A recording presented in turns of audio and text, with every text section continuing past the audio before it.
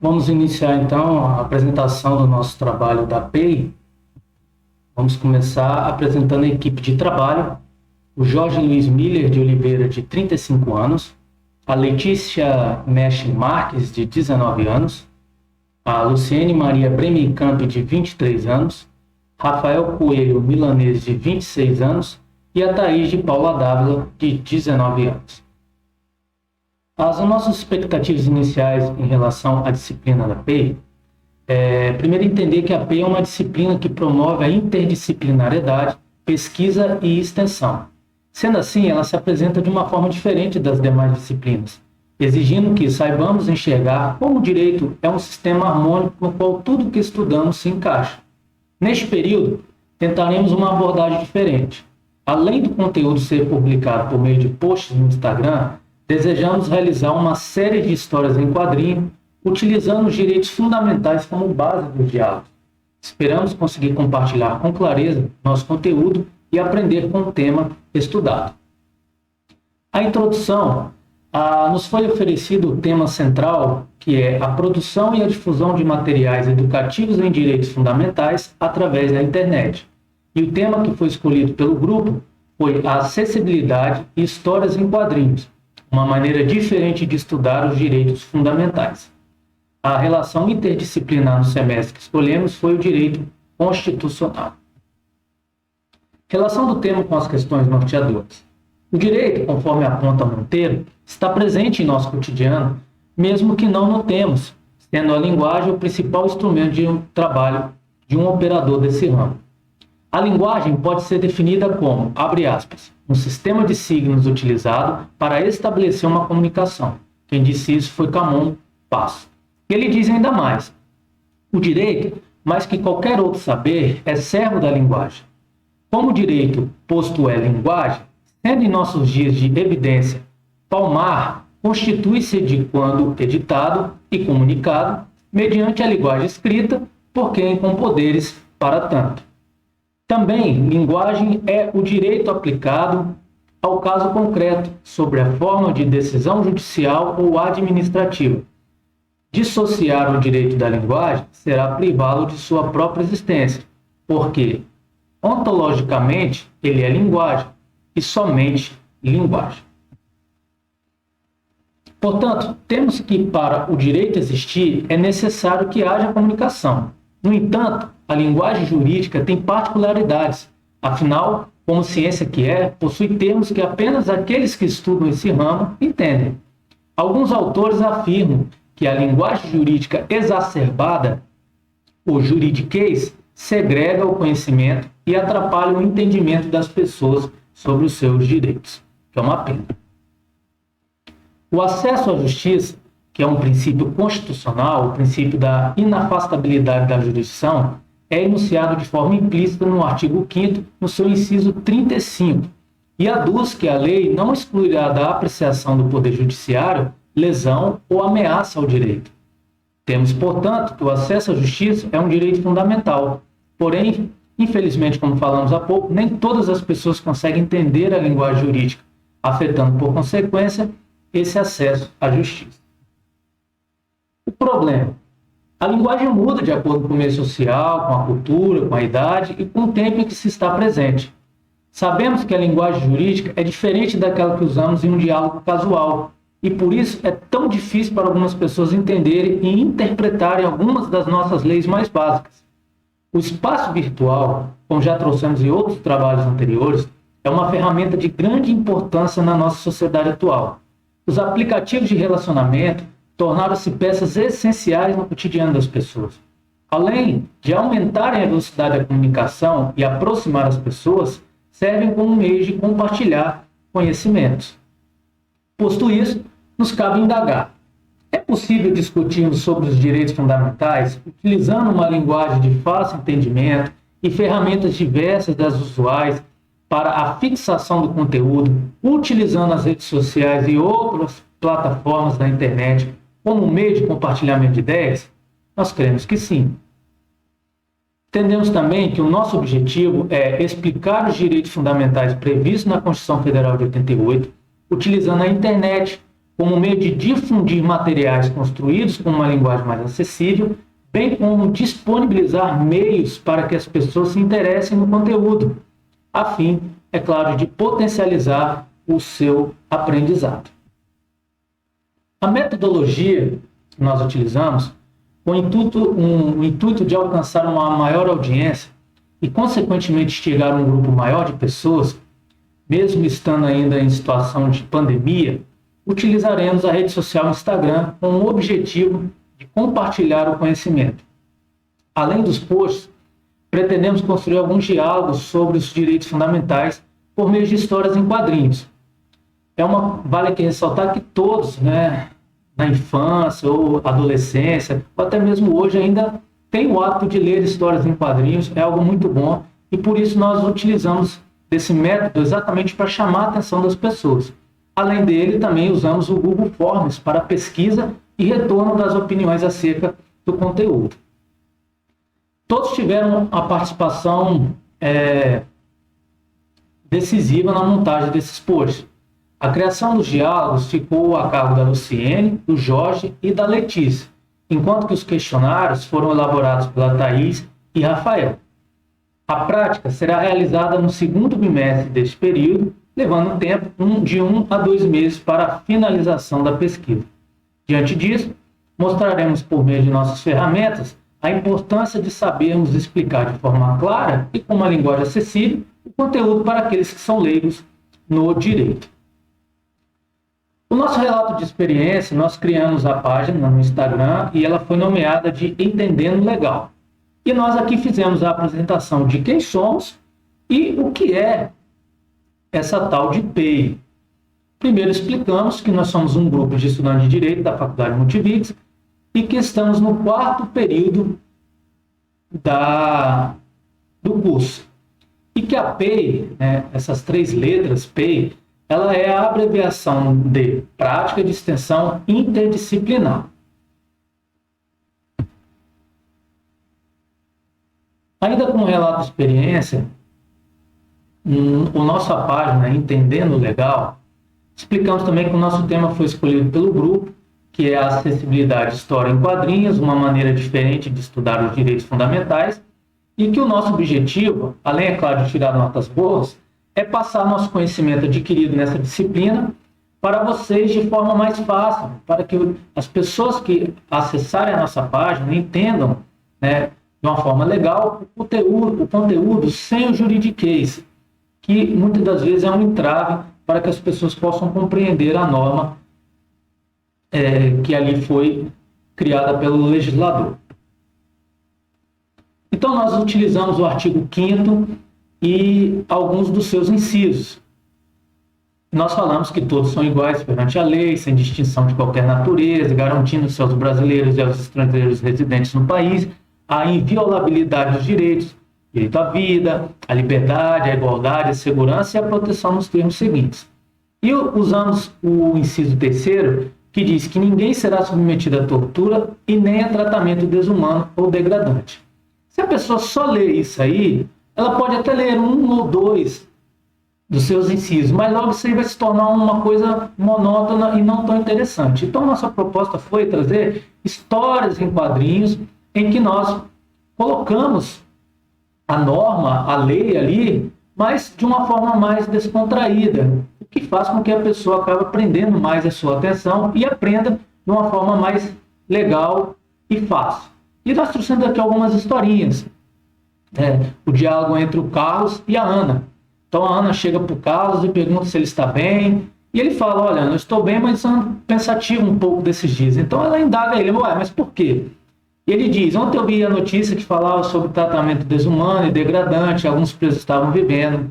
A reportagem falou até sobre o uso de métodos de torturas medievais contra os detentos. E a nossa personagem Ana, como a maioria das pessoas que desconhecem as leis e principalmente a nossa Constituição, ela fez a mesma indagação que muitas pessoas fazem. Mas alguns deles merecem, né? Então, o Carlos ele diz o seguinte, Ana, essa não é a questão. A lei não permite tais atos. Isso é absurdo. A pessoa já está presa, está pagando pelo crime. E fazer isso é voltar no tempo. Supliciar o corpo não é mais um método utilizado. Então a Ana diz: mas mesmo assim, onde é que fala isso? Que lei é essa? Então foi a nossa proposta de agora poder passar esse conhecimento através dessa historinha. E ele fala que no inciso 3 do artigo 5º da Constituição diz que ninguém será submetido a tortura nem tratamento desumano ou degradante. O indivíduo já está preso pagando pelo que ele fez. Aumentar sua pena usando outro método não faz sentido algum. Então nós aqui mais uma vez colocamos o artigo 5º e o seu inciso 11, que fala sobre a casa é asilo inviolável do indivíduo.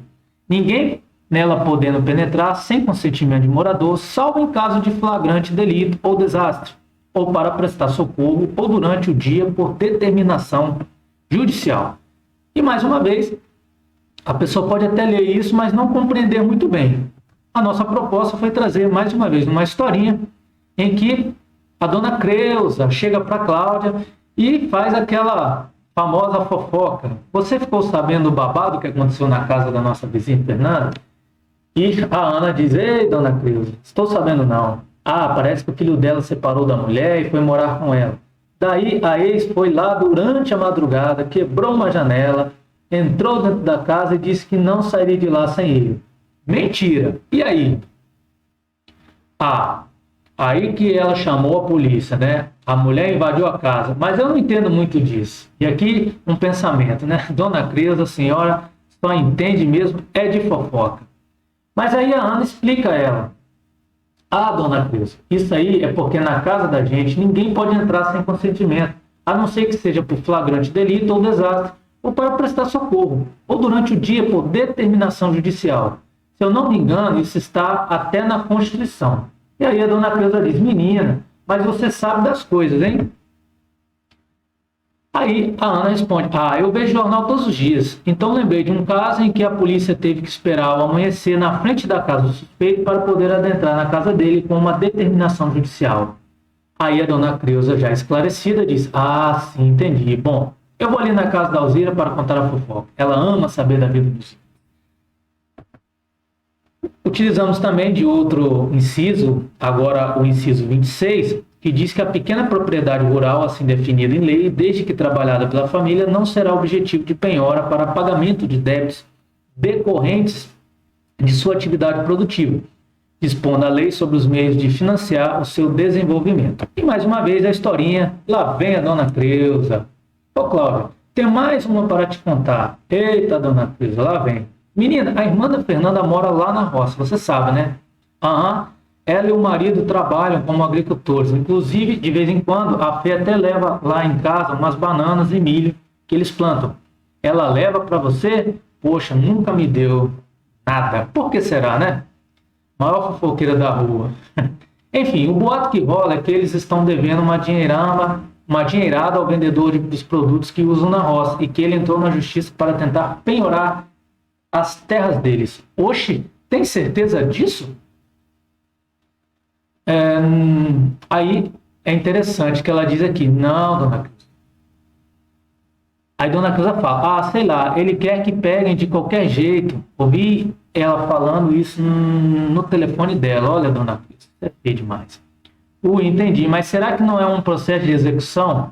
Então, aí dona Creuza, como a maioria das pessoas infelizmente não conhecem os termos jurídicos, ela logo pensa no pior. Execução? Vai matar alguém? Misericórdia. Não, dona Creuza, a Cláudia vai responder e vai explicar para ela, e essa é a nossa intenção também de explicar a todos que acessem a nossa página. É o nome dado ao processo em que o devedor não cumpriu com a obrigação de pagar firmado no contrato. É um pouco estranho. Aí dona Creuza fala: que susto, deve ser isso então. Eu não entendi direito, achei que era penhora. Pouco estranho ser penhora, porque minha prima, que faz direito, me explicou que no artigo 5º, inciso 26 da Constituição, aduz que a pequena propriedade rural, assim definida em lei, desde que trabalhada pela família, não será de jeito objeto de penhora para pagamento dos débitos decorrentes de sua atividade produtiva. Olha, por isso que eu amo conversar com você. Por que você lembra disso? Na minha família teve um caso em que, bom, deixa para lá, preciso ir ao supermercado antes que a minha filha chegue da escola. E aqui um pensamento, né? Ô mulher fuxiqueira, vou dar um gato de presente para ela não cuidar mais da vida dos outros. Tá bom, querido. Outro dia me explica isso direitinho. Vou dar um pulinho na Alzira. Beijos, até mais. O que será que ela foi fazer lá? Utilizamos também o inciso 4, né, da Constituição. É livre a manifestação do pensamento, sendo vedado o anonimato. E a nossa historinha vai esclarecer melhor isso. São dois garotos conversando a caminho da escola. E um deles pergunta: ontem você não ficou online? Qual motivo? Não quis jogar? Não foi isso. Estou desanimado de jogar. É que tem um jogador que não para de fazer comentários ofensivos contra alguns participantes. Qual deles? Não dá para saber porque ele usa um avatar no lugar do perfil. Deixa isso para lá. Já na saída, após o primeiro garoto ter telefonado para o seu pai, a conversa reinicia. O artigo 5º da Constituição, no inciso 4º, diz que é livre a manifestação do pensamento, mas que não se pode fazer isso no anonimato. Além disso, o livre pensamento não dá o direito de agredir ou ofender outras pessoas. Nossa, eu nem imaginava isso, como a maioria da população. Pois é, pelo visto, nem este que está fazendo isso deve saber também. E, por último, utilizamos o inciso 16, que diz o seguinte: todos podem reunir-se pacificamente sem armas em locais abertos ao público, independentemente da autorização, desde que não frustrem outras reuniões anteriormente convocadas para o mesmo local, sendo apenas exigido a prévia aviso à autoridade competente. E lá vem a nossa historinha. É hora do almoço no refeitório da fábrica, quando o Luiz chega para o Geraldo e inicia uma conversação. Então, Geraldo, você estava sabendo de uma manifestação que estamos organizando para amanhã na pracinha contra o aumento dos combustíveis? Essa aí até eu iria também. Estou, mas não sei se eu vou. Como assim? Você está achando bom o preço do jeito que está? Claro que não. É que eu tenho receio de a polícia aparecer lá e retirar a gente à força. Isso não vai acontecer, disse. E quem te garante? A Constituição. Como assim a Constituição? E agora nós vamos explicar. Assim como o Geraldo também não sabia, Luiz explica. Ela nos concede esse direito no artigo 5º, inciso 16. Lá diz que podemos nos reunir de forma pacífica, sem armas, e utilizando de locais abertos ao público, sem autorização, desde que não atrapalhe outra reunião já convocada antes da nossa, e avisando com antecedência as autoridades competentes. Então, o Geraldo, tranquilamente, ciente agora do seu direito fundamental, ele diz: nesse caso, pode contar comigo, então. É isso, é assim que se fala, meu camarada. Além dessas historinhas em quadrinhos, que foi uma forma que nós utilizamos para que prendesse a atenção das pessoas e fizesse com que elas aprendessem os direitos fundamentais, nós também fizemos uma pesquisa através da plataforma Google Forms. E o objetivo dessas perguntas é, além de ampliar os conhecimentos das pessoas, também tornar consciente de que, como o juridiquês afeta a sociedade, uma vez que nem todos compreendem essa forma de linguagem da norma culta. E nós pedimos que eles nos ajudassem a descobrir uma linguagem mais acessível e também não deixar mais ninguém a ver navios. E nós perguntamos o seguinte: o conteúdo apresentado foi interessante? 100% das pessoas que entraram na nossa página e que responderam esse questionário disseram que sim, que foi muito interessante. Perguntamos também que o juridiquês é um neologismo em atual no Brasil para designar o uso desnecessário e excessivo do jargão jurídico e dos termos técnicos de direito. Então nós perguntamos: você acredita que o juridiquês segrega o conhecimento, fazendo com que pessoas não conheçam seus direitos? 84% disseram que sim, 12% disseram que não, disseram que mais ou menos, e 4% disseram que não segrega, né? Que ele não faz essa divisão, impedindo que as pessoas possam aprender e conhecer os seus direitos. Perguntamos também: as historinhas em quadrinhos ajudam na interpretação dos direitos fundamentais? 92% das pessoas disseram que sim, que ajudam, e 8% disseram que ainda estavam um pouco confusos, não entenderam muito bem. Perguntamos também, o método utilizado pode ser útil para o interesse das pessoas em aprender sobre seus direitos? 100% responderam que sim. Perguntamos ainda, as histórias criadas pelo grupo foram satisfatórias? 100%, para nossa grata surpresa, disseram que sim. E perguntamos também, você acredita que esse tipo de postagem chama a atenção e potencializa a vontade de aprender? 100% dos que entraram e responderam ao questionário disseram que sim. Então vamos falar agora do nosso relato de experiência. Aquilo que foi entre a expectativa e o que nós acabamos vivenciando.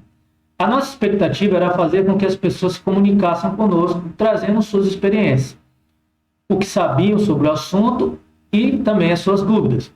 Podemos dizer que, parcialmente, nós tivemos o nosso dever cumprido, visto que, se conseguimos resposta pelo questionário, além dos compartilhamentos e também das curtidas dos posts, isso foi satisfatório. Porém, nós entendemos que sem a procura que desejávamos, uma vista que acreditamos que a apresentação presencial ela seria mais eficaz nesse quesito. Infelizmente, isso não pôde ser feito por causa da pandemia. A descrição do que foi observado na experiência, nós podemos concluir que é possível observar que é necessário levar o conhecimento jurídico a todos com uma linguagem acessível. Afinal, sabemos que boa parte da população não consegue entender de fato o que as nossas leis enunciam. E mais, os direitos fundamentais dispostos na nossa lei maior são essenciais para a nossa vida e, infelizmente, muitas pessoas não têm ciência dessa importância. Os diálogos que criamos foram recebidos com agrado, pois levaram conhecimento de uma forma divertida e diferente, que desperta o interesse daqueles que tiveram o contato. E nós podemos observar isso quando foi respondido o nosso questionário, esse feedback que nós tivemos. No que resultou a experiência? A experiência teve como resultado posts incríveis que demonstram de maneira divertida alguns dos vários direitos fundamentais elencados no artigo 5º da nossa Constituição Federal. Além disso, devemos destacar que o compartilhamento de ideias e conhecimento foi incrível. E, como nós nos sentimos, com a sensação de dever cumprido, pois novamente conseguimos alcançar nosso objetivo de tentar demonstrar para aqueles que nos cercam que o direito está presente em nosso dia a dia. Acreditamos que é de extrema importância que existam profissionais que saibam conversar com aqueles que não têm conhecimento de uma linguagem mais rebuscada. Vamos agora falar das descobertas, facilidades e também das dificuldades. Nosso trabalho foi envolto de aprendizados, tanto na nossa vida pessoal como na nossa vida acadêmica. Entendemos que a nossa maior facilidade foi encontrar o conteúdo a ser postado e criar os diálogos. Nossa maior dificuldade, no entanto, foi encontrar uma maneira das pessoas interagir conosco, uma vez que isso teve que ser feito de forma remota e não a gente abordando as pessoas como seria o ideal. As reflexões aprofundadas sobre a experiência vivida, nós podemos dizer que a disciplina P nos proporcionou realizar um trabalho que abrange muito mais do que a sala de aula. Entender o que fazer com o direito é tão importante quanto entender as matérias que estudamos. Com efeito, foi possível compartilhar nossos conhecimentos e sanar dúvidas daqueles que nos cercam. Continuamos acreditando que a APEI possibilita que saiamos da nossa zona de conforto, da nossa bolha social, tendo contato com as pessoas de fora da faculdade, o que é essencial para o nosso crescimento como futuros profissionais do direito. Concluímos que, em síntese, podemos dizer que a linguagem é a ferramenta mais importante do profissional do direito. Ela é a principal, será a forma como nós iremos expor os nossos argumentos, defender as nossas teses.